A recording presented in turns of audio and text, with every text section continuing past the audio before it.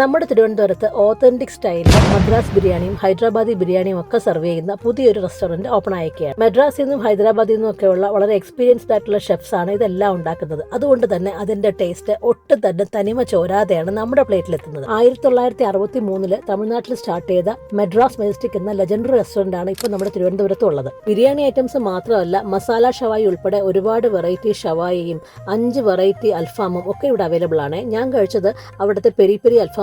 ഒരു രക്ഷയില്ലാത്ത ടേസ്റ്റ് ആയിരുന്നു. നിങ്ങൾ മസ്റ്റ് ആയിട്ടും ട്രൈ ചെയ്ത് നോക്കേണ്ട ഐറ്റം തന്നെയാണ്. ഇനി ഇവിടുത്തെ കൊത്തു പൊറോട്ട, ഒരു മദ്രാസ് സ്റ്റൈൽ മസാലയിൽ തയ്യാറാക്കുന്ന ഇവിടുത്തെ കൊത്തു പൊറോട്ട എനിക്ക് നല്ലതായിട്ട് ഇഷ്ടപ്പെട്ടു.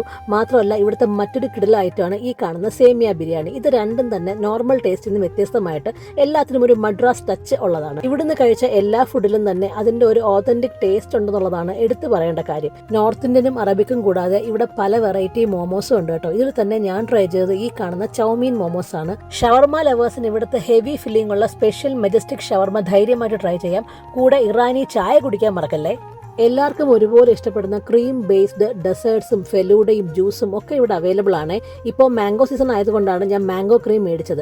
2 നിലകളിലായിട്ട് നല്ല വിശാലമായ സീറ്റിംഗ് കപ്പാസിറ്റിയും ഏറ്റവും മുകളിൽ ഒരു പാർട്ടി ഹാളും ഇവിടെ ഉണ്ട്. ലൊക്കേഷൻ വരുന്നത് നമ്മുടെ തിരുവനന്തപുരം പാളയത്ത് അണ്ടർപാസിനോട് ചേർന്നുള്ള മദ്രാസ് മെജസ്റ്റിക്.